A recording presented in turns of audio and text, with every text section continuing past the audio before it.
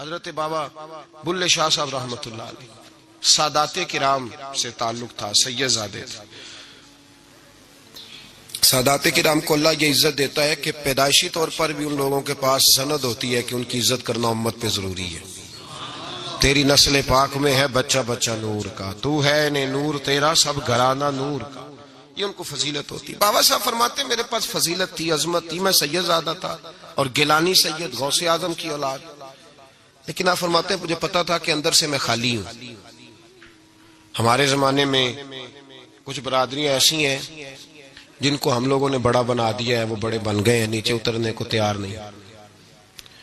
اور میں اکثر کہا کرتا ہوں کہ یہ زیادتی دونوں طرف سے ہوتی ہے۔ اصل مجرم وہ نہیں جو اپنے آپ کو بڑا جانتا ہے، اصل مجرم وہ ہے جو اپنے آپ کو چھوٹا سمجھتا ہے، وہ اصل مجرم۔ تو اس زمانے میں سادات کرام کی بڑی عزت تھی، بڑا نام تھا۔ تو بابا صاحب کہتے ہیں میرے گھر میں پیری مریدی تھی، ابا جی بھی پیر، دادا جی بھی پیر، پردادا جی بھی پیر، سارے پیر تھے، لیکن میں جب اپنے دل پہ نظر ڈالتا تھا تو خالی تھا معاملہ، شے کوئی نہیں تھی پاس۔ ہاتھ چموا لینا، نذرانہ لے لینا بات ٹھیک ہے، لیکن نہ علم نہ معرفت، کوئی شے نہیں۔ آپ فرماتے ہیں میں نے جب پلٹ کے دیکھا نا، پورے علاقے پہ نظر ڈالی تو ایک درویش بابا، ایک سادہ بابا سائیں عنایت قادری، جس کی کوئی بڑا نام نہیں، کوئی بڑی برادری نہیں، اور کام اس کا کیا ہے، رمبا لے لیتا اور سارا دن کھیتوں میں محنت کرتا، لیکن جب مغرب ہوتی تو اس بابے کی مجلس سجتی، اور کہتے ہیں جب ایک دفعہ وہ اللہ کہتا تو اس کی ساری داڑھی آنسوؤں سے بھر جاتی، اور جب عشاء کے بعد وہ حضور پہ درود پڑھنا شروع کرتا تو لگتا یہ کہ یہ سادہ نہیں پڑھ رہا، یہ مصطفیٰ کی زیارت کر کے درود پڑھ رہا۔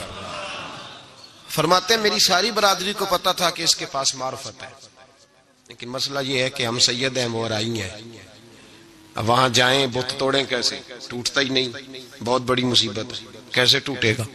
لوگ کہیں گے تو مولوی کے پاس جاتا ہے، تو یہ ہو گیا ہے ساری زندگی گناہ کرتے رہو، ظلم کرتے رہو، ہمیں تانے کا ڈر نہیں۔ درویش کے پاس جائیں تو لگتا ہے کوئی تانا دے گا کہ کدھر چلا گیا، کدھر چلا گیا۔ جے کر یار دے نام دا ملے مینا، انہوں چولی پا لئیے پنجے سٹیے نا، تو یہ کرنار دے نام دی ملے سولی، چوٹا چوٹ لئیے پیشانٹیے نا۔ بابا صاحب کہتے ہیں میں روز اپنے آپ سے جنگ کرتا کہ جاؤں کہ نہ جاؤں۔ 2 4 5 لوگوں سے میں نے مشورہ کیا تو کہنے لگے تو سیدوں کو بدنام کرے گا، اب تو سادات کو بدنام کرے گا کہ سید ہو کے کسی کے دروازے پہ جاتا ہے۔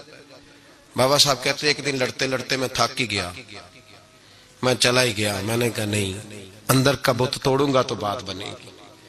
کہتے قصور کا میں رہنے والا تھا، اور مجھے سمجھانے کے لیے اچ شریف سے جہاں کہ آپ رہنے والے تھے، جو پچھلا علاقہ تھا، وہاں سے بڑے بزرگ بلائے گئے کہ بلے شاہ کو سمجھاؤ۔ کہتے ہیں وہ بابا جی جب آئے تو میں پہچان گیا برادری کے، قبیلے کے، علاقے کے بڑے۔ میں جب ان کے قریب گیا تو وہ نہیں مجھے جانتے تھے، بزرگ تھے، میں تو جانتا تھا نا، تو مجھے کہنے لگے بیٹے کون ہو؟ تو میں نے کہا حضور میری تو پہچان ہی کوئی نہیں، میری تو کوئی پہچان نہیں، آپ بتائیں آپ کون ہیں؟ تو کہنے لگے اسی اچیرے، ساڈی ذات اچیری، کیونکہ اچ شریف وچ رہنے ہیں، تو اب تو بتا۔ تو بابا صاحب کہنے لگے اسی قصوری تے ذات بھی قصوری، کیونکہ وچ قصور دے رہنے ہیں، وہ جو چھوٹے تو اپنا قصور مانتے ہیں، ہاں جے کوئی سانو اچا مل جائے تے نیویں ہو بینے ہیں، بات ختم ہو گئی۔ بابا صاحب رحمت اللہ علیہ کو بڑا سمجھایا۔ بابا جی کہنے لگے حضور میں کیا کروں؟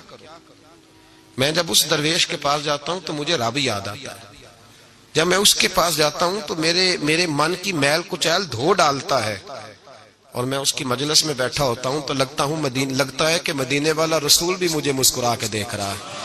میری مجبوری ہے، میرے وہ جو اندر کے باطن کے میل ہے نا اس نے دھو ڈالے، اور کہا حضور آپ تو کہتے ہیں اس کے پاس نہ جاؤ، میرا تن تو گھر میں ہوتا ہے، میرا من اسی کے پاس رہتا ہے، میں اسی کے ساتھ رہتا ہوں، اسی کے پاس بیٹھتا ہوں، اسی کے پاس ہوتا ہوں، اور میری کشش اتنی سخت ہے کہ اب میرا گزارا نہیں، اب اسی کے ساتھ جیڑا بلے نو سید آکھے انہوں دوزخ ملنے سزائیں۔